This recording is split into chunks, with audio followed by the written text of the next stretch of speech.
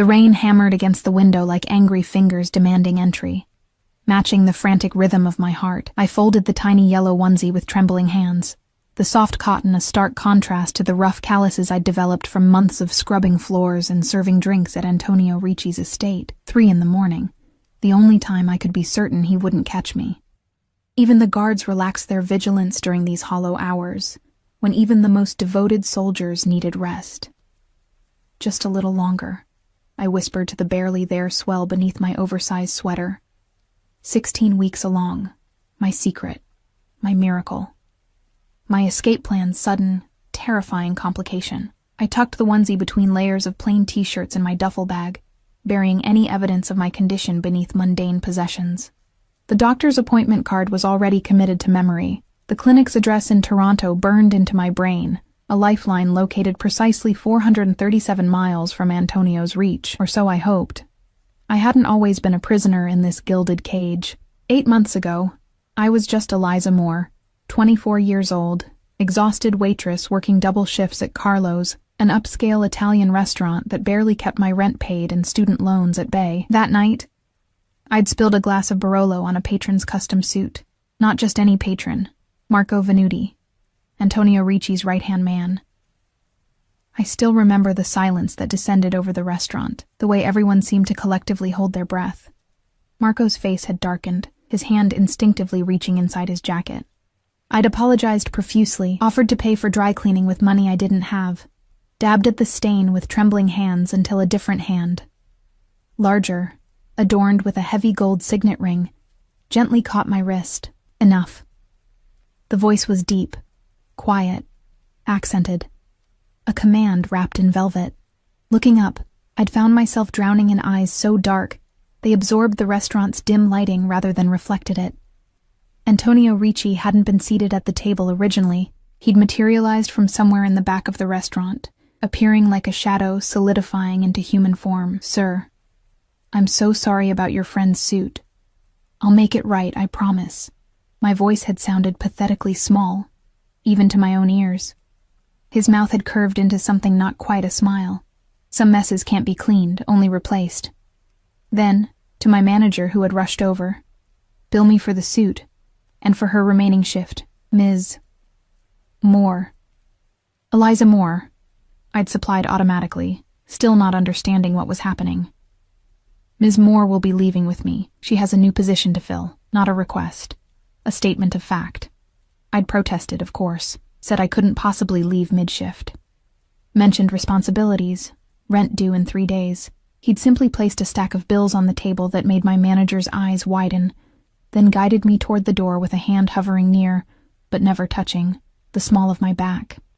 Outside waited a black Bentley with darkened windows and a driver who opened the door without meeting my eyes. I remember thinking I should run, scream, fight, do anything but slide into that leather interior that smelled of expensive cologne and subtle menace. But I was tired, so tired of struggling, of counting pennies, of working myself to exhaustion. And something in his eyes, not kindness exactly, but a focused interest I'd never experienced, made me hesitate just long enough for curiosity to override caution. That hesitation cost me my freedom. Now, 8 months later, I lived in a wing of Antonio's estate, ostensibly as his personal assistant. I managed his household staff, organized his social calendar, and eventually warmed his bed. Not by force. He'd never needed to resort to that, but through a slow, deliberate seduction that felt like drowning in honey. Sweet, overwhelming, and impossible to escape. I zipped the duffel bag closed, wincing at the sound that seemed to echo through my spacious bedroom. Antonio had given me everything a woman could want. Designer clothes, jewelry, a platinum credit card with no limit. Everything except what I needed most, freedom. My hand drifted to my stomach again. I'd never planned on pregnancy. Antonio was careful, always. But nothing is foolproof, and the tiny life growing inside me changed everything.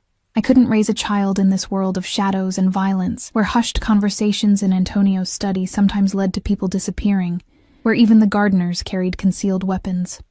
I slid the bag under the bed, knowing I'd retrieve it tomorrow while Antonio attended his monthly meeting with the other family heads. Marco would drive him.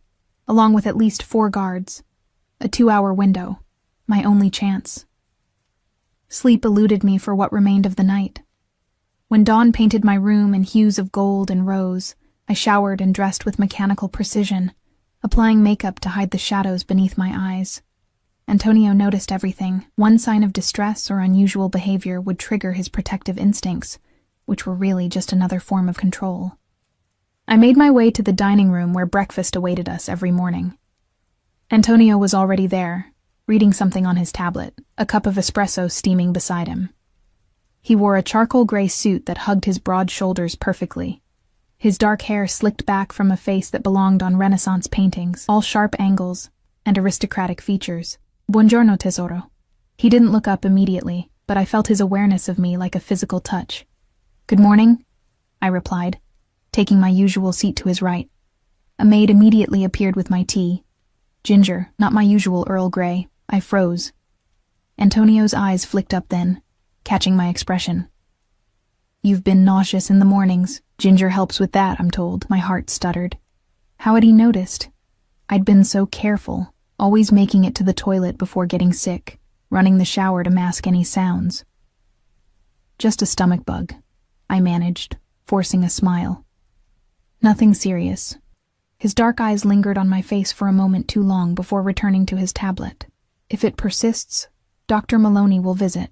I don't like seeing you unwell. I nodded, unable to form words around the panic climbing up my throat. Dr. Maloney was Antonio's private physician, who treated his family members and top lieutenants. If he examined me, my secret would be exposed immediately. I feel much better today, I lied, sipping the tea to appease him. It actually did help settle my churning stomach, which only increased my unease at his perceptiveness. Good. He set down his tablet and gave me his full attention, a rare and unsettling experience. Antonio's focus was a tangible force, like standing in a spotlight. The meeting today will run long. Family business. Don't wait dinner for me. I nodded again, hope flaring bright and dangerous in my chest. Will Marco be with you? And Stefano, Paolo, and Dante. He named his most trusted guards. Why do you ask? I shrugged, aiming for casual. Just wondering if Marco will be available to drive me to the bookstore. I finished everything on my nightstand. Antonio's expression softened marginally. He approved of my reading habits, often discussing books with me late into the night. It was during those conversations I could almost forget who he was, what he did. Almost. Take Vincent, he said, referring to one of the younger guards. He can accompany you. I forced another smile. Thank you. Breakfast continued with mundane conversation. I asked about his schedule, reminded him of an upcoming charity gala, and carefully constructed the facade of a woman content with her golden cage. All the while my mind raced through contingencies. Vincent was newer, less experienced than Marco. Perhaps I could lose him in a department store, slip out a service entrance. Antonio rose from the table eventually, straightening his already impeccable tie. He moved around to my chair, tilting my face up with a finger under my chin. His touch was gentle, always gentle, which made the implications of his power all the more terrifying. Be good while I'm gone, he murmured, leaning down to press his lips against mine in a kiss that lingered, promising and possessive. Against my will, my body responded to him as it always did, heart racing, skin warming. This chemical reaction between us was part of my prison, shackling me with needs and desires I couldn't fully control. When he pulled away, his eyes had darkened, and for a panicked moment, I thought he might cancel his meeting. Instead, he straightened, brushing a thumb across my lower lip. We'll continue this tonight, he promised, the words sending conflicting waves of dread and anticipation through me. Then he was gone, his security detail falling into formation around him as he strode through the mansion and out to the waiting cars. I watched from the window as the small convoy disappeared down the long driveway, forcing myself to wait a full 30 minutes more to ensure they wouldn't return for some forgotten document or last-minute change. When I was certain, I moved quickly. I changed into jeans and a sweater, items I rarely wore since Antonio preferred me in dresses. I retrieved my duffel bag, adding a framed photo of my parents, long deceased, and the emergency cash I'd slowly accumulated from the shopping money Antonio gave me each week. Heart pounding, I made my way toward the service entrance near the kitchen. Vincent was in the security office, monitoring cameras.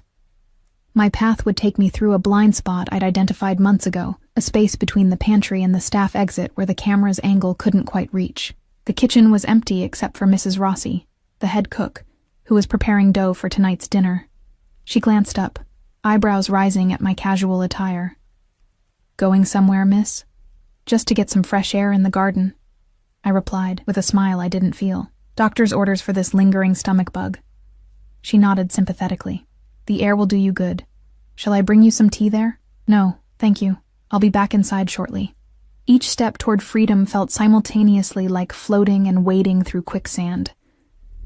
I slipped through the pantry, counting my heartbeats, and edged along the wall toward the exit.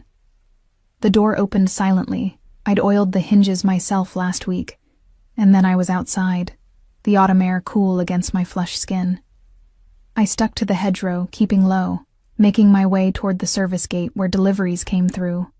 Unlike the main entrance, this gate was manned by only one guard, typically the newest or lowest-ranking member of Antonio's security team. Today, it was Leo, barely 22, and still eager to impress. I'd made a point of being kind to him, bringing him coffee during cold morning shifts, remembering details about his mother in Sicily, building an alliance I hoped would now pay dividends. I approached openly, waving as if this were the most natural thing in the world. "Morning, Leo," I called, forcing brightness into my voice. He straightened immediately. "Miss Moore, I didn't know you were going out today." I rolled my eyes conspiratorially. Last-minute errand for the boss, birthday gift for his sister, this was calculated. Leo was new enough that he might not know Antonio was an only child. He wants it to be a surprise, so... I pressed a finger to my lips. Leo hesitated, his training warring with his desire to please.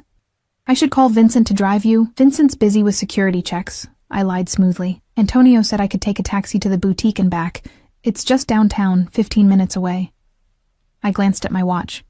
"The shop closes for a private client at 11, so I really need to hurry." Another hesitation, shorter this time. "I should log this."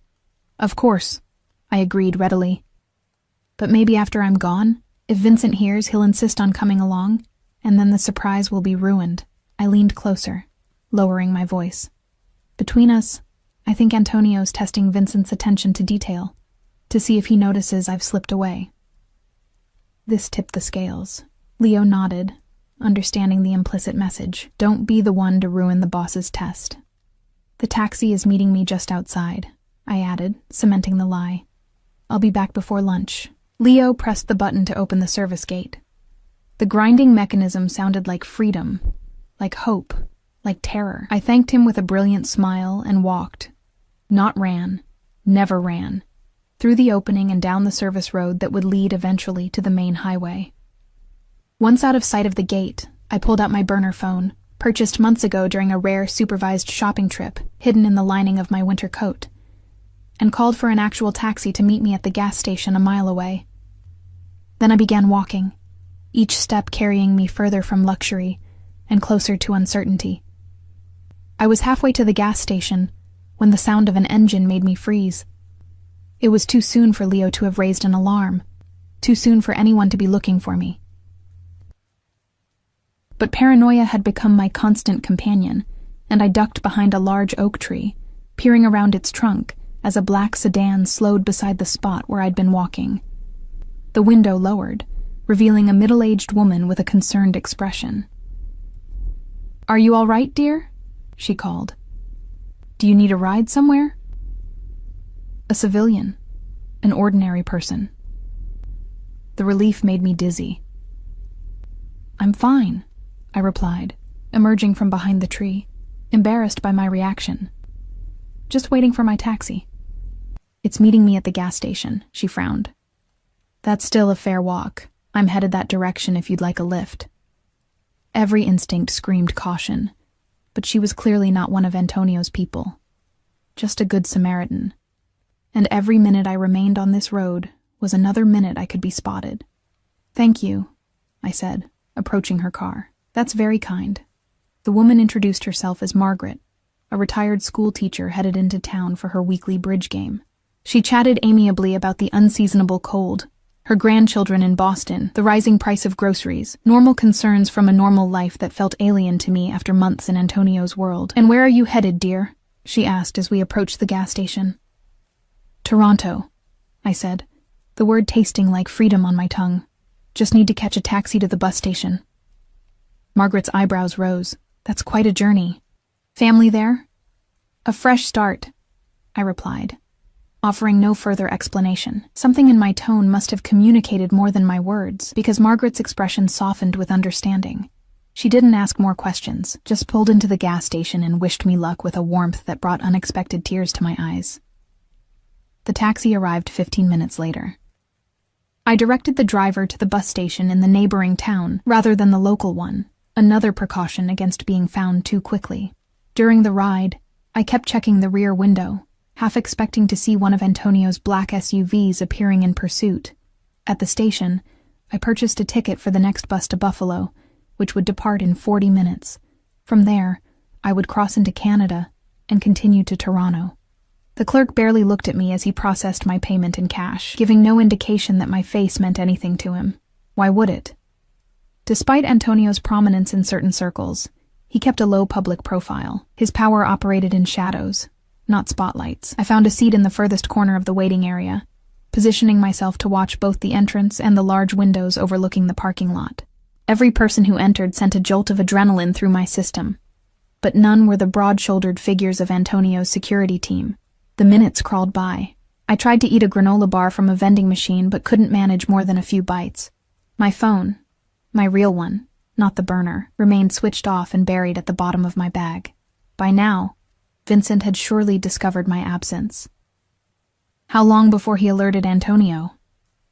Before the full might of Antonio's organization mobilized to find me. "Now boarding for Buffalo," announced a bored voice over the intercom. I shouldered my bag and joined the small queue of passengers, mostly elderly travelers and college students. Normal people with normal lives. I would be one of them soon. Anonymous. Free. The bus was half empty, allowing me a row to myself. I took the window seat, pressing my forehead against the cool glass as the engine rumbled to life. Outside, pigeons scattered across the parking lot, taking flight in a synchronized panic that made my heart stutter. I scanned the lot frantically, seeking the cause of their alarm, and saw him, not Antonio. Marco. He stood beside a black Escalade, sunglasses concealing his eyes, phone pressed to his ear. He wasn't looking toward the bus, wasn't moving toward the station, yet. My body went cold, then hot, then numb. How had they found me so quickly? Leo must have called Vincent despite my instructions, or perhaps the cameras I'd thought I'd avoided had caught me after all. Antonio's reach was longer, his resources greater than I'd calculated. The bus pulled away from the station, and Marco's head turned, tracking the movement. For one terrible moment, I thought he'd seen me, but the tinted windows of the bus protected me from view. Still, I slid down in my seat, using my duffel bag as a shield between me and the window as the bus lumbered onto the main road. I didn't breathe properly until we'd been driving for 20 minutes, the station far behind us. Even then, I remained vigilant, studying each vehicle that passed or followed us for too long. When we stopped at a rest area halfway to Buffalo, I stayed on the bus, ignoring my bladder's protests. I couldn't risk being seen, couldn't risk stepping out into the open. The 4-hour journey to Buffalo felt like 40. By the time we arrived, my nerves were frayed, my muscles cramped from maintaining tension for so long. I waited until all other passengers had disembarked before making my own exit, scanning the new station for familiar faces. Nothing, no one. I hurried to the women's restroom, locking myself in a stall to finally relieve my screaming bladder and collect my thoughts. The border crossing would be the next challenge. I had my passport. Antonio had never restricted my documents, confident in other means of keeping me tethered to him. But crossing international boundaries meant security cameras, official records of my passage, breadcrumbs for Antonio to follow. But I had no choice. Toronto offered the anonymity of a major city and, more importantly, the specialized prenatal clinic I'd researched obsessively. My baby, our baby, would need careful monitoring due to my medical history. A heart murmur I'd had since childhood meant pregnancy carried additional risks. Risks I couldn't ignore even while running for my freedom. I splashed water on my face, reapplied minimal makeup, and tried to look like someone with nothing to hide. In the mirror, a pale woman with huge blue eyes stared back at me, fear visible despite my efforts. I took several deep breaths, straightened my shoulders, and recited the mantras that had kept me going these past weeks. I am stronger than I look. This child deserves better. I will not live in fear. The taxi queue outside the station moved quickly. When my turn came, I requested a ride to the Peace Bridge border crossing, and the driver nodded without interest. This close to Canada, such crossings were routine. "Business or pleasure in Canada?" he asked, making conversational small talk as we drove. "Visiting family," I lied smoothly. "My sister just had a baby." "Nice. Boy or girl?" "Girl." They named her Emma. The fabrication came easily, details flowing to support the fiction. Antonio had taught me this unwittingly. I'd watched him create convincing narratives on the fly during business calls, spinning webs of half-truths that entrapped listeners in their plausibility. At the border crossing, I joined the pedestrian line, passport in hand, rehearsing my cover story. The line moved steadily forward until suddenly it was my turn, my passport being examined by an officer whose face betrayed no emotion. "Purpose of your visit to Canada?" "Visiting my sister and her new baby in Toronto." "Length of stay?" 2 weeks. "Where are you staying?" "With my sister, at 247 Brunswick Avenue." The address I'd memorized for the clinic altered slightly. "Anything to declare?" "No, sir." He stamped my passport, barely looking at me. "Enjoy your stay in Canada, ma'am." Just like that, I was through, on Canadian soil. Still not safe. Nowhere would be truly safe as long as Antonio lived, but further from his immediate reach.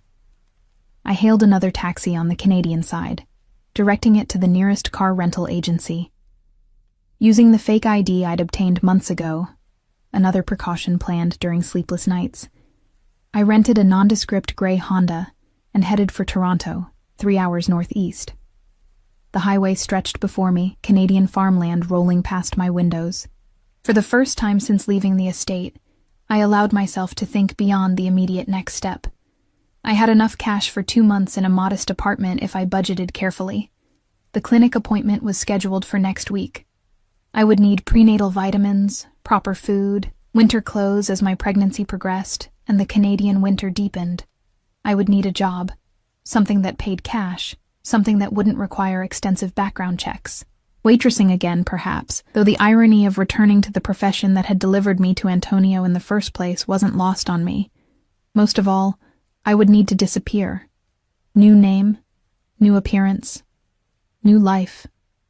The old Eliza Moore would cease to exist, replaced by someone I hadn't fully invented yet. Rain began to fall as I approached Toronto, the skyscrapers emerging through mist like sentinels. I found a cheap motel on the outskirts of the city, paying cash for 3 nights. The room was clean but sparse, a far cry from my luxurious quarters at Antonio's estate.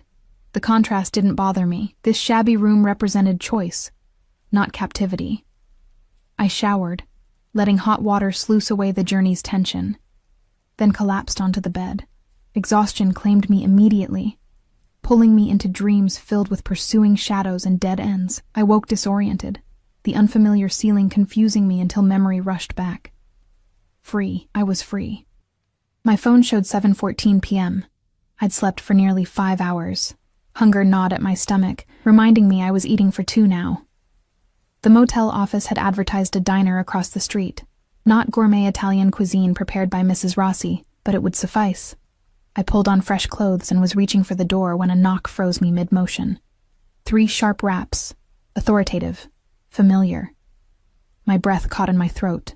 It couldn't be. Not already. Not here. "Housekeeping," called a female voice with a thick Eastern European accent. Relief made my knees buckle. "No, thank you," I called back. "I don't need service today." "Okay, sorry to disturb," came the reply, followed by the sound of a cart rolling away. I waited several minutes before opening the door, peering out cautiously before stepping into the evening air. The diner's neon sign buzzed across the street, promising hot food and normalcy.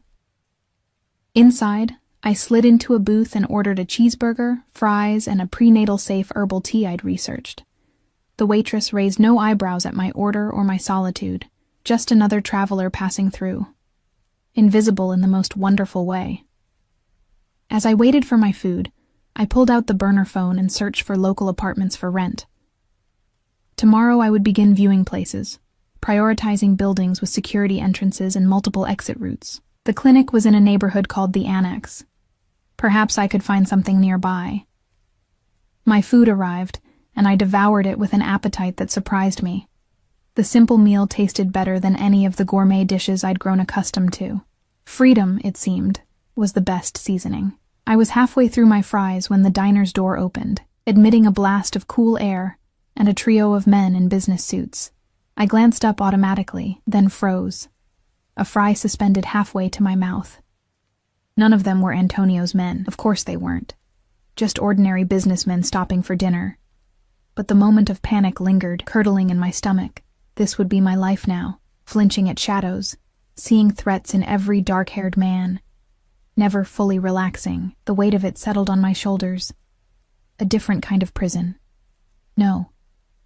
I refused to live that way. I would be cautious, yes, but not paralyzed by fear.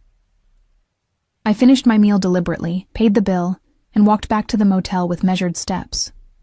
In my room, I unpacked properly, hanging my few clothes in the closet, arranging toiletries in the bathroom, making this temporary space mine. A small act of defiance against the impermanence that had defined my recent existence. The baby clothes, the yellow onesie that had nearly betrayed me. I placed under my pillow a talisman, a promise. "We're going to be okay," I whispered, hand on my stomach. "We're going to be free." I slept fitfully that night, dreaming of Antonio. Not nightmares of pursuit, but worse somehow. Dreams of his touch, his rare smiles, the moments when I'd almost convinced myself what we had was love, not possession.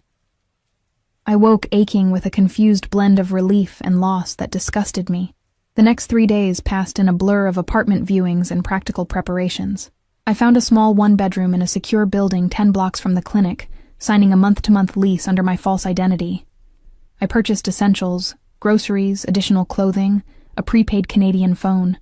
I scouted the neighborhood, noting escape routes, police stations, 24-hour businesses where I could seek refuge if needed. Each night I checked the locks 3 times before sleeping. Each morning, I scanned the street from my window before venturing out. Hypervigilance became my companion, as constant as the gentle fluttering I'd begun to feel from the life growing within me. On the 4th day, I visited the clinic for my initial appointment.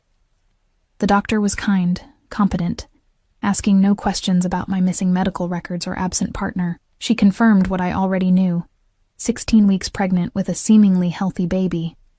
Too early to determine gender, but all measurable indicators within normal ranges. "Your heart murmur is mild," she assured me after listening to my chest. "We'll monitor it closely, but I don't anticipate complications if you follow care guidelines." I left with prenatal vitamins, pamphlets on maternal nutrition, and a small black and white sonogram image that I couldn't stop staring at. A tiny human with clearly visible fingers, a defined spine, the round curve of a head. My child. Antonio's child.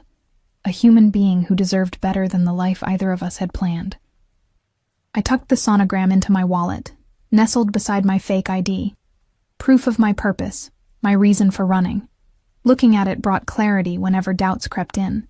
And they did creep in, particularly at night when loneliness pressed heaviest. By the end of my 2nd week in Toronto, I'd established the beginnings of a routine. I found work at a small cafe 3 blocks from my apartment. Nothing fancy, just serving coffee and pastries to morning commuters.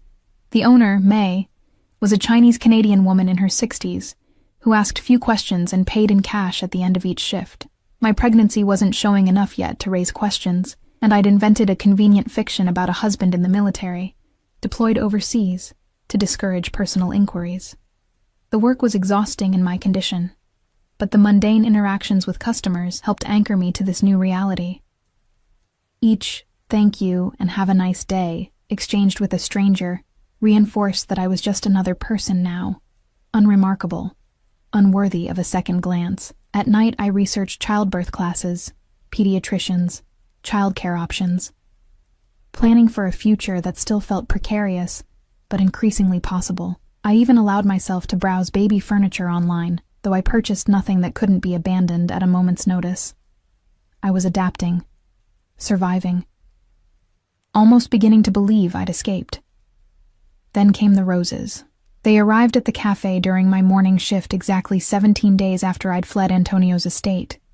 24 blood-red blooms arranged in a crystal vase I recognized immediately. Baccarat crystal, Antonio's preferred brand for the fresh flowers that had appeared in my room each week at his home. "Delivery for Eliza," announced the courier, setting the arrangement on the counter. May clapped her hands in delight. "Secret admirer?" she asked, eyeing the luxurious arrangement. I couldn't speak. Couldn't breathe. The room tilted dangerously, edges blurring. "Eliza? Are you all right?" May's voice seemed to come from very far away. "Fine," I managed, just surprised. "There's a card," she pointed out, reaching for the small envelope nestled among the blooms. "I'll read it later," I said quickly, snatching it before she could open it. "Private. From my husband." The lie tasted like ashes. May nodded, still admiring the flowers. "Very romantic man, your husband. These must have cost a fortune." Money had never been an object for Antonio. What he valued was possession, complete and unchallenged. I finished my shift mechanically, smiling at customers while my mind raced through increasingly desperate scenarios. How had he found me?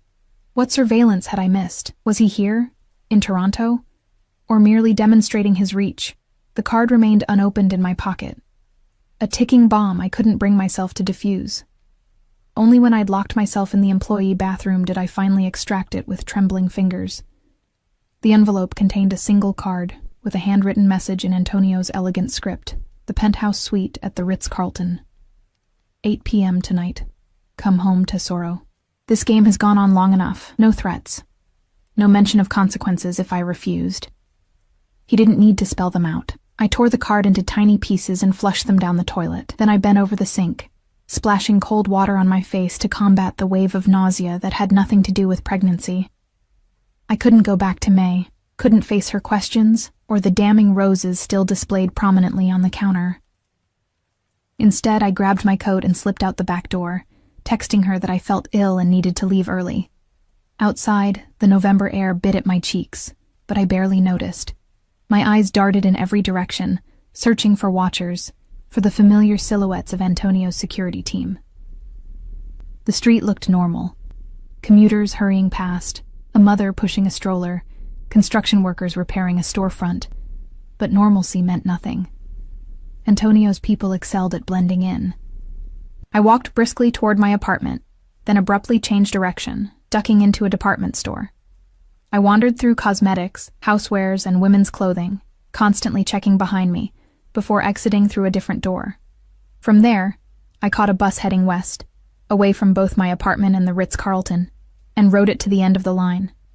I found myself in a suburban neighborhood I didn't recognize, with chain restaurants and big-box stores lining a wide avenue. Anonymous. Interchangeable with 1,000 similar North American neighborhoods. I ducked into a chain coffee shop and ordered herbal tea, claiming a table in the corner with clear sightlines to all entrances. Think, Eliza, think. I couldn't return to my apartment. It was surely compromised. Couldn't go back to the cafe. Couldn't access what remained of my emergency cash, hidden in a lockbox under my bed. All the careful preparations of the past 2 weeks, rendered useless in an instant. I could run again. Find another city, another identity. But how long before Antonio found me there too? His network was vast, his resources seemingly limitless. And I was pregnant, increasingly vulnerable, with dwindling funds and no support system. The alternative, meeting him at the Ritz, accepting whatever terms he offered, made my stomach clench. I knew Antonio. He wouldn't physically harm me, especially not while I carried his child. But he would never forgive this betrayal. Never trust me again. The relative freedom I'd enjoyed before would seem expansive compared to the restrictions he'd impose now. A golden cage would become an iron one. As the afternoon wore on, I considered and discarded a dozen different plans. Go to the police? With what evidence? Antonio's legitimate businesses formed a perfect shield for his other activities. Cross the border back to the States? Impossible without returning to my apartment for my passport. Disappear into Toronto's shelter system? Unsustainable in my condition, and too risky for the baby's health. By 6 o'clock, resignation had settled like lead in my stomach. I had no viable alternatives. I would meet Antonio, negotiate whatever terms I could for my child's future, and accept the consequences of my failed escape. I hailed a taxi to the Ritz-Carlton, a gleaming tower in downtown Toronto. The lobby was exactly what one would expect. Marble floors, tasteful lighting, discreet staff who betrayed no reaction to my casual attire among the well-heeled guests. I approached the front desk with as much confidence as I could muster. "I'm expected in the penthouse suite," I said simply. The clerk nodded, reaching for a key card. "Mr. Ricci mentioned you would be arriving, Ms. Moore. The private elevator is to your right." Of course he'd used his real name. Antonio didn't need aliases or subterfuge. His power was such that he operated in plain sight, confident in his untouchability. The private elevator required the key card to access the penthouse level. As it ascended, I studied my reflection in the mirrored walls. Pale face, shadows beneath my eyes, hair pulled back in a simple ponytail. So different from the polished appearance Antonio preferred. Let him see what his pursuit had reduced me to. The elevator opened directly into the penthouse foyer. Beyond, floor-to-ceiling windows showcased Toronto's glittering skyline, the CN Tower illuminated against the night sky. The suite was immense, decorated in creams and golds, fresh flowers everywhere. Roses again, their sweet scent cloying in the heated air. Eliza. My name, spoken in that familiar accent, sent a shiver down my spine. I turned slowly. Antonio stood by the fireplace, one hand in the pocket of tailored trousers, the other holding a tumbler of amber liquid. He wore no jacket, just a crisp white shirt with rolled sleeves revealing powerful forearms. His dark hair was shorter than when I'd left, emphasizing the sharp angles of his face. But it was his eyes, those impossibly dark eyes, that captured me, as always. They revealed nothing while seeing everything. "You're late," he observed, glancing at his watch. "It's 8:17. I found my voice, determined not to show weakness. I considered not coming at all. A slight incline of his head, acknowledging the point. "Yet here you are. You didn't leave me many options." "I left you none." He took a sip of his drink. That was the point. He gestured to a sitting area near the windows. "Sit. You look tired." I remained standing. "How did you find me?" The question provoked something like disappointment in his expression. "You know better than that, Tesoro. I never lost you." A cold weight settled in my chest. "The border crossing?" "Among other things." He set his glass down and approached, moving with the fluid grace that had always reminded me of a predator. "Did you really think I wouldn't have systems in place? That I wouldn't be alerted the moment your passport was scanned?" He stopped an arm's length away, close enough that I could smell his cologne, sandalwood and cedar, expensive and familiar. My traitor body responded with a surge of awareness I despised. "You've been watching me all this time," I realized aloud. "The apartment, the cafe, of course. You're mine, Eliza. I protect what's mine." The possessive declaration should have angered me, but exhaustion dulled my reactions. Why wait? Why let me believe I was free for over 2 weeks? Something complicated crossed his features. "I was curious to see what you would do, where you would go." His eyes drifted to my stomach, still mostly flat beneath my sweater. "What you were hiding from me." My hand moved instinctively to cover my abdomen. "How long have you known? Suspected?" "Since before you left." "Confirmed?" "The day after, when I found your hidden prenatal vitamins." His jaw tightened. "You should have told me." "Would it have mattered? Would you have let me go?" A harsh laugh escaped him. "Go? Why would I ever let you go?" He moved closer, backing me against the window. "And now that you carry my child, never." His hand came up to cup my face, thumb brushing my cheekbone in a touch so gentle it nearly undid me. This was Antonio's most dangerous weapon, the contrast between his implacable will and his tender gestures. the illusion of choice within absolute control. "I'm not going back," I said, injecting steel into my voice. "Not to be a prisoner. You were never a prisoner, Eliza." "What would you call it then?" "I couldn't leave the estate without guards. Couldn't speak to anyone without your knowledge. Couldn't make a single decision about my own life." His expression darkened. "I gave you everything. Security, luxury, a position at my side few women would ever achieve. Everything except freedom." "Freedom," he repeated, the word sounding foreign on his tongue. "To do what? Return to working double shifts for tips? To that apartment where the heat failed every winter? To dodging your landlord on the first of each month?" His fingers tightened slightly on my jaw. "I saved you from that life. I didn't ask to be saved. No one who needs saving ever does." He released me and stepped back, retrieving his drink. "You're being dramatic, Tesoro. You had freedoms. You managed my household, organized events, accompanied me to business dinners, traveled with me to Milan, to Paris. Always under watch, always within the boundaries you set." He shrugged, unmoved. "The world is dangerous, particularly my world. That's exactly why I left," I said, my voice rising despite my determination to remain calm. "I won't raise our child in that environment. Surrounded by violence, by criminal activity, by fear." The glass in his hand stilled halfway to his lips. "Our child," he repeated softly, eyes dropping again to my stomach. "A son?" "I don't know yet. It's too early to tell." Something shifted in his expression then, a softening I hadn't anticipated. He set his glass down and approached me again, this time dropping to one knee before me. Before I could react, he pressed his palm flat against my abdomen, his large hand spanning almost the entire slight swell. "My child," he murmured, reverence mixing with possessiveness in his tone. "My blood." I remained frozen, unsure how to respond to this unexpected vulnerability. Antonio had never spoken of wanting children, had never indicated family life was part of his vision for us, yet the naked longing on his face as he touched the evidence of his progeny was unmistakable. "Family is everything, Eliza," he said, still kneeling. "Everything I do to build a legacy, to create something that will outlast me." He looked up, dark eyes intense.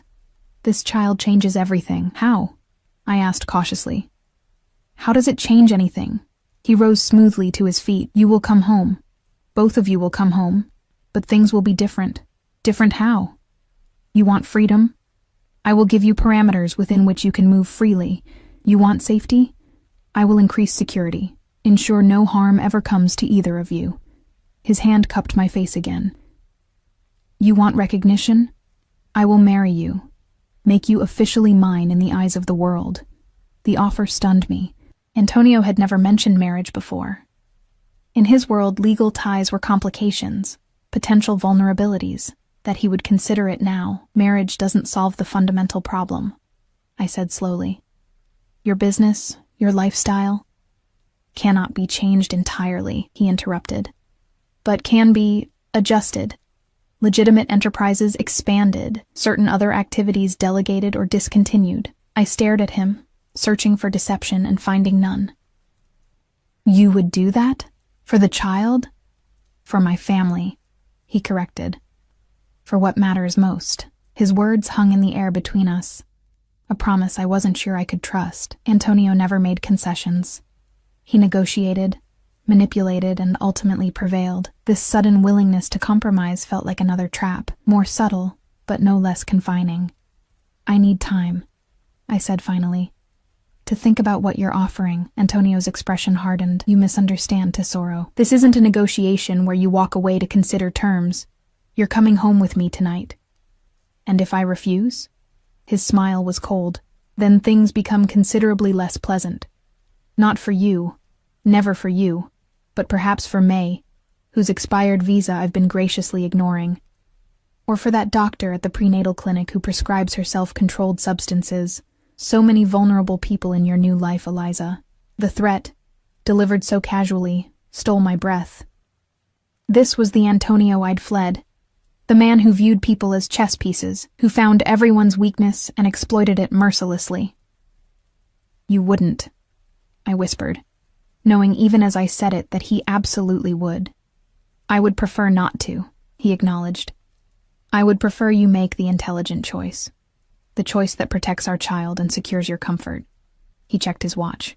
The jet is waiting. We leave in 1 hour. The jet? We're flying back tonight? Of course. I have business to attend to tomorrow. Important meetings I've postponed for this retrieval operation. The clinical term made me flinch. That's all this was to him.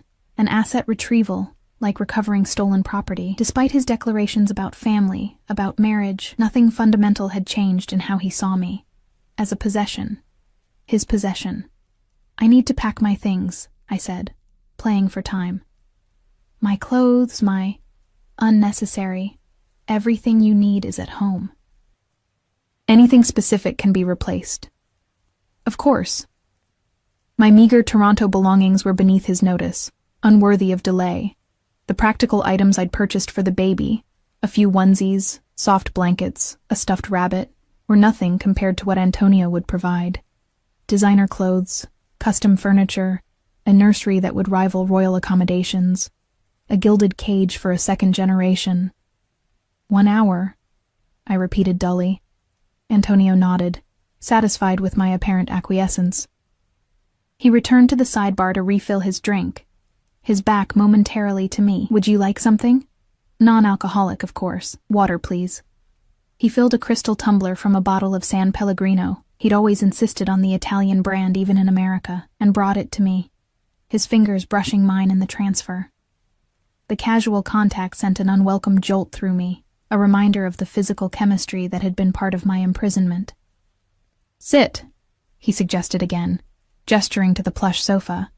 You look pale. This time I obeyed, partly because my legs truly did feel weak beneath me. Antonio took a seat opposite, studying me with the intense focus that had always made me feel simultaneously seen and dissected. You've lost weight, he observed. Not eating properly? The concern in his voice sounded genuine, which only confused me further. Antonio's ability to compartmentalize was extraordinary. He could threaten innocent people one moment and worry about my nutrition the next, seeing no contradiction in his behavior. Morning sickness, I replied. It comes and goes. He frowned. Dr. Maloney will examine you as soon as we return. You'll have whatever specialists you need. His gaze softened marginally. No expense will be spared for your care or the child's. You know that.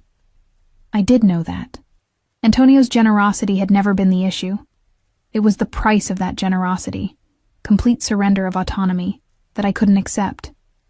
And after the baby is born, I asked, what then? Will I be allowed to take them for walks without an armed escort? To choose their school without your approval? To visit my friends without reporting my whereabouts? You have no friends, Eliza, he said bluntly. You had acquaintances before me. Co-workers, former classmates, none of whom reached out when you disappeared from your old life, and you've made no meaningful connection since. He leaned forward. I am your world.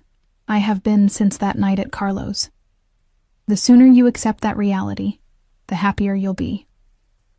The worst part was that he wasn't entirely wrong. My life before Antonio had been a lonely struggle for survival, working too many hours to maintain real friendships. And he had systematically isolated me since, ensuring my emotional dependence matched my financial one. That's not normal, I said quietly. It's not healthy. Normal is a luxury for ordinary people, he replied. Neither of us is ordinary, Tesoro. Certainly, our child won't be. I sipped my water, mind racing for options, for leverage, for any path that didn't lead back to complete capitulation, but Antonio had outmaneuvered me at every turn. He'd found me with ease, neutralized my meager attempts at independence, and now held others hostage to my compliance. You said things would be different, I reminded him, grasping at the one thread of hope. What exactly did you mean? Antonio set his glass down, steepling his fingers in a gesture I recognized from his business negotiations. As my wife, you would have certain additional protections and privileges. Legal rights to property, to financial assets. I don't care about money. Everyone cares about money, Eliza. Those who say otherwise simply haven't experienced true poverty. His tone was didactic, as if educating a naive child. But beyond financial security, you would have status within the family, respect and deference from my associates, a voice in matters that concern our household and our child, but not in your business. No, never that. His expression hardened. Those boundaries remain absolute. Even the legitimate businesses? He considered this, head tilting slightly. Perhaps in time, certain aspects. You have a good mind for organization, for detail, skills that could be useful in the right context. It wasn't much, but it was the first genuine concession he'd offered. A small acknowledgement of my capabilities beyond decorative companion and mother of his heir. And the security, the constant supervision, non-negotiable, particularly now. His eyes dropped to my stomach again. But we can discuss adjustments, protocols that feel less intrusive while maintaining necessary protection. I thought of the guards who followed me through department stores, the cameras in every room of the estate, the drivers who reported my every movement. Define, less intrusive. Female guards for personal shopping, private areas of the estate without surveillance, scheduled time alone if you require it. His jaw tightened. Within secure parameters. Again, small concessions. Crumbs of autonomy offered as if they were feasts. Yet compared to my previous existence in his world, they represented progress. The question was whether they were genuine offers or merely temporary enticements to secure my compliance. And if I agree to all this, I said carefully, how can I trust you'll keep your word? That these adjustments won't disappear the moment we're back on American soil? Antonio's expression darkened. Have I ever broken a promise to you, Eliza? Ever said one thing and done another? I had to admit he hadn't. Antonio's peculiar moral code included absolute honesty with those in his inner circle. He might omit information, might manipulate through selective truth, but outright lies were beneath him. No, I conceded. But this situation is different. I betrayed you, ran from you. Most men would. I am not most men, he interrupted sharply, and you are not dealing with a wounded male ego. This is business, Eliza. You are an asset who attempted to self-extract. I've recovered you. Now we renegotiate terms to prevent future extraction attempts. His clinical framing should have offended me, but there was something almost reassuring in his pragmatism. Antonio approached everything as a transaction, a series of calculated moves. Emotion rarely clouded his decisions, which made his promises, however limited, more reliable than passionate declarations would have been. And the child? I pressed. What role do you envision for yourself as a father? Something shifted in his expression then, a complexity I couldn't fully interpret. I never knew my father, he said after a moment. He was killed when I was an infant. My mother raised me alone until her brother, my uncle Salvatore, took us in. His eyes grew distant.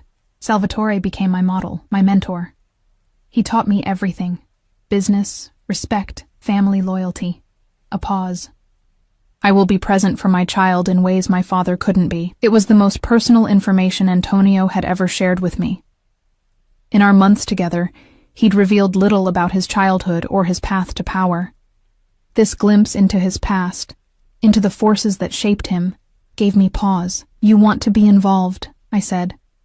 Not just financially, but actually involved in raising them. Of course. He looked genuinely surprised at my doubt. My child will know me, will learn from me, will understand their heritage and responsibilities. His expression softened almost imperceptibly, but will also be protected from the harsher aspects of that heritage. At least until they're of age. I tried to picture it. Antonio reading bedtime stories, attending school functions, teaching a toddler to walk. The images wouldn't quite form. Yet I couldn't deny the sincerity in his voice when he spoke of fatherhood. Whatever else Antonio might be, he valued family above all else. Our child would be cherished, if also burdened by expectations I couldn't fully imagine. One last question, I said, setting my water glass down. Why marriage? Why make it official? It's a complication you've always avoided. Antonio rose and moved to sit beside me on the sofa, close enough that I could feel the heat radiating from his body. "Several reasons," he said, his voice dropping to a register that had always affected me deeply. "Legally, it provides the strongest protection for both you and the child. Strategically, it sends a message to potential rivals about your importance to me." He reached out, tucking a strand of hair behind my ear, his fingers lingering against my skin. "And personally, I find I want it. Want you to bear my name, want that commitment between us." His candor caught me off guard. I'd expected a purely practical explanation, not this hint of emotional investment. Antonio didn't do vulnerability, didn't expose inner desires, that he would admit to wanting this bond between us, not just for practical advantages but for personal reasons, suggested a depth of feeling I hadn't anticipated. "I need your answer, Eliza," he said quietly. "The jet is waiting. Either we leave together, with a new understanding between us, or I make certain calls that will have unfortunate consequences for those you've befriended here." And there it was, the threat beneath the negotiation, the steel fist within the velvet glove. Whatever genuine feeling Antonio might have for me, for our child, his fundamental nature remained unchanged. He would use any leverage, inflict any collateral damage, to achieve his objectives. I looked around the luxurious suite, at the skyline beyond the windows, at the brief taste of freedom I'd experienced. Then I looked at Antonio, the man who had captured me body and soul from our first meeting, who had given me a life of unprecedented privilege and unprecedented constraint, who now offered a modified cage in exchange for my willing return. "If I come back," I said slowly, "I want it in writing, all of it. The terms of my freedom, the boundaries, the concessions, a formal agreement." A smile curved his lips, not the cold one from earlier, but the rare, genuine expression that transformed his face from intimidating to devastatingly handsome. "A contract? How very American of you, Tesoro." "I'm serious, Antonio. I know you are." He reached into his jacket pocket and withdrew a folded document, which is why I had this prepared before I came. Of course he had.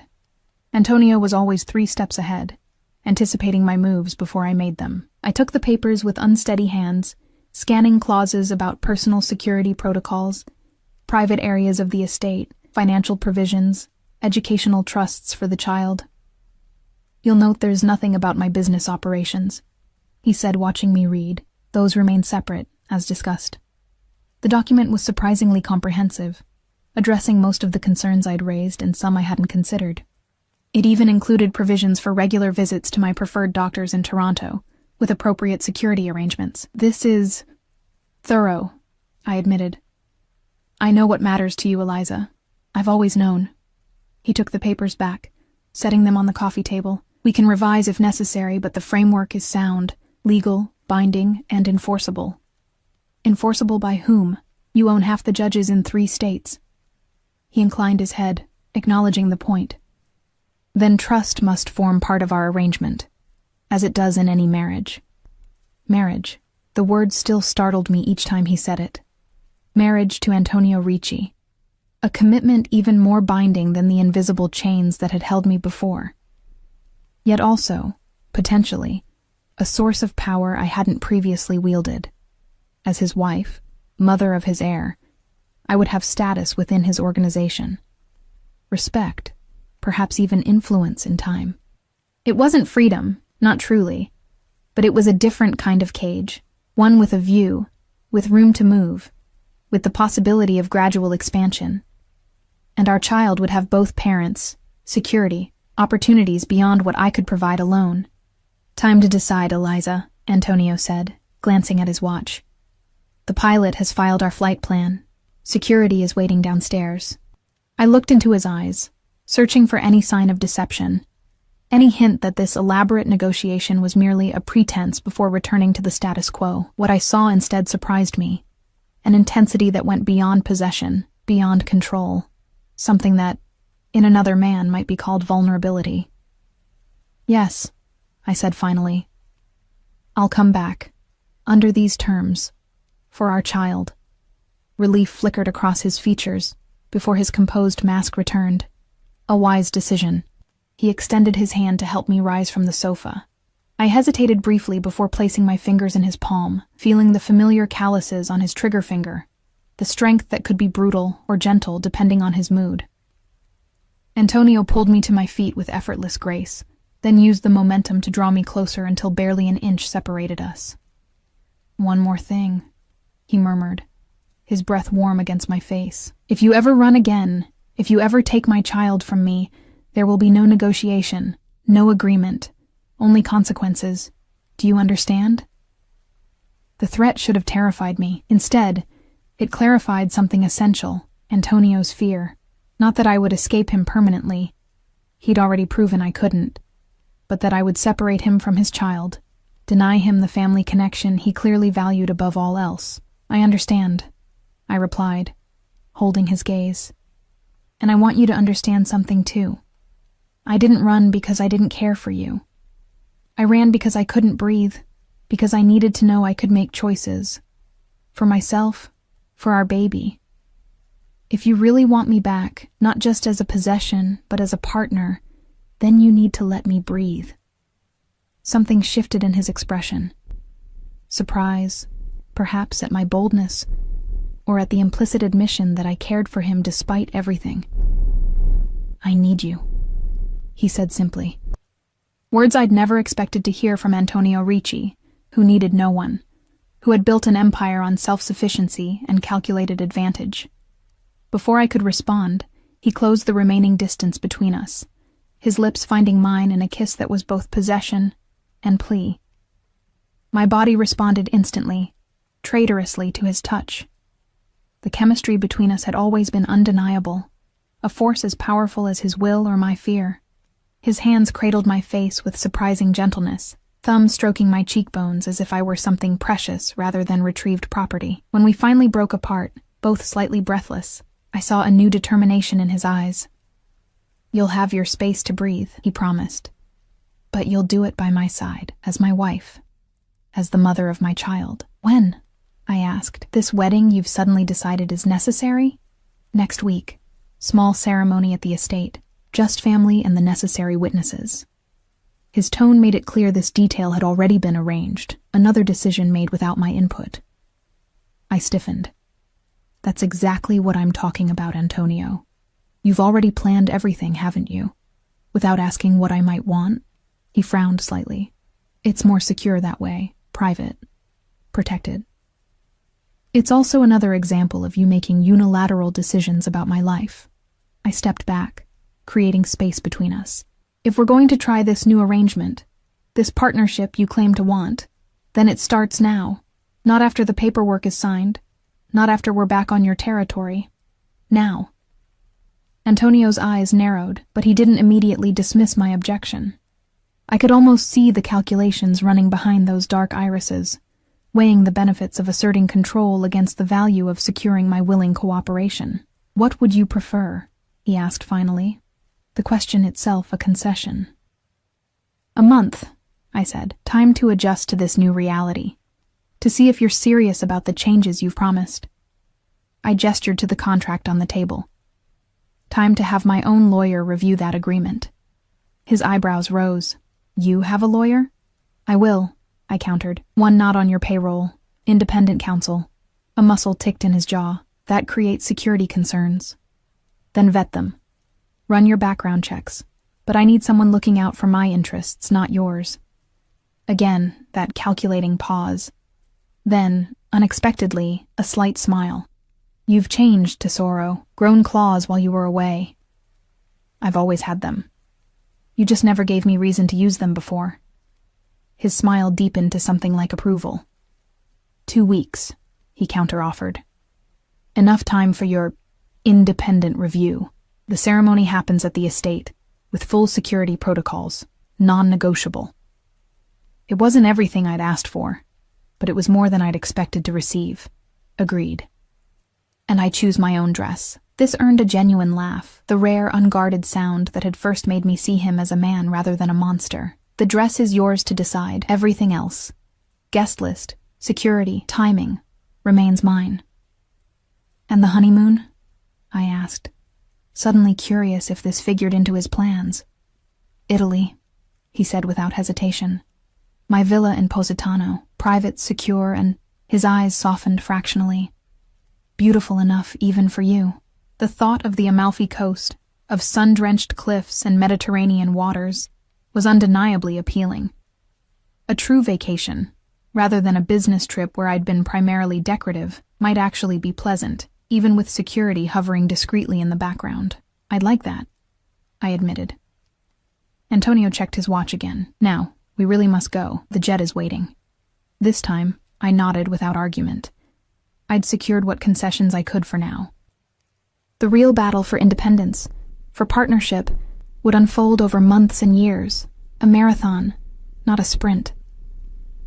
I have nothing with me, I reminded him. No passport, no clothes. All arranged, he replied dismissively. New passport waiting on the plane. Clothes at home. His eyes traveled down my body, a familiar heat in his gaze. Though I've always preferred you without them. The casual intimacy of the remark brought color to my cheeks. This, too, was part of Antonio's power over me, his ability to shift from business to bedroom with a single glance, a single suggestive comment. The physical connection between us had always been intense, overwhelming my better judgment and blurring the lines of my captivity. The plane, I prompted, unwilling to let him see how easily he could still affect me. He nodded, offering his arm in a courtly gesture at odds with the modern setting. I hesitated only briefly before placing my hand in the crook of his elbow, allowing him to guide me toward the elevator. As we descended to the lobby, a strange calm settled over me. I wasn't returning to captivity. Not exactly. Nor was I achieving the freedom I'd sought when I fled with a duffel bag of meager possessions and desperate hopes. I was entering something new, undefined, with both risks and potential rewards I couldn't fully calculate. The lobby was conspicuously empty when the elevator doors opened, cleared of witnesses, no doubt, on Antonio's orders. Outside, a black SUV idled at the curb, flanked by two more identical vehicles. Marco stood beside the center car, opening the door as we approached. Everything secure? Antonio asked him. Yes, boss. Route confirmed. Decoys in place. Marco's eyes flicked to me briefly, his expression unreadable. Had he been the one to track me to Toronto? To report my prenatal appointment? My job at the cafe? Probably. Marco's loyalty to Antonio was absolute. His efficiency legendary within the organization. Antonio helped me into the vehicle's plush interior before sliding in beside me. The door closed with a solid thunk, sealing us in climate-controlled privacy. The partition between us and the driver was already raised. Comfortable? Antonio asked as the SUV pulled away from the curb. Yes, I answered automatically, then realized it was true. After weeks of cheap motels and a Spartan apartment, the vehicle's leather upholstery and smooth ride were luxuries I'd forgotten I'd grown accustomed to. Antonio reached for my hand, entwining our fingers. The flight is just over 2 hours. You should rest. You look exhausted. I was exhausted, bone-deep tired from weeks of hypervigilance, from constant fear of discovery that had, in the end, proved entirely justified. Now, with the decision made and my immediate future settled, the adrenaline that had kept me functioning was rapidly ebbing, leaving leaden fatigue in its wake. I might sleep on the plane, I conceded. Good. His thumb traced idle patterns on my palm, the casual intimacy both comforting and confusing. When we land, we'll go directly to the estate. Dr. Maloney will examine you first thing tomorrow. The estate. Home, according to Antonio. Prison, according to my recent perspective. The truth I was beginning to understand lay somewhere in between, a place defined less by its physical boundaries than by the power dynamics within them, dynamics I was now cautiously attempting to shift. And then, I asked. Then we begin our new arrangement, he replied simply. You'll review the contract with your lawyer. I'll make the necessary adjustments to security protocols. We'll announce our engagement. Announce it to whom? Your criminal associates. I couldn't keep the edge from my voice. Antonio's expression hardened slightly. To family, to business partners, to society, in appropriate venues. His grip tightened on my hand. You'll find, Eliza, that the line between criminal and legitimate is far less clear than your American movies would suggest. Many of my associates are respected businessmen, philanthropists, civic leaders, who also happen to engage in racketeering, money laundering, and worse. The world is complex. People are complex. His dark eyes held mine. I am complex. As are you, it seems. What does that mean? It means you claim to despise what I do, who I am, yet you're drawn to me nonetheless. It means you ran from me, but couldn't bring yourself to go far enough that I wouldn't find you. It means you negotiate terms like a seasoned consigliere while trembling at my touch. His free hand moved to my face, fingers tracing my jawline. Complex. I wanted to deny it, to present my motivations as pure and straightforward, protection for my child, escape from control, but he wasn't entirely wrong. Something in me responded to Antonio in ways I couldn't fully rationalize, a pull that transcended fear or pragmatism. Perhaps, I admitted. We're both more complicated than simple labels would suggest. His answering smile held genuine warmth. This is why you fascinate me, Eliza. Just when I think I have you categorized, you surprise me. We lapsed into silence as the motorcade navigated Toronto's evening traffic.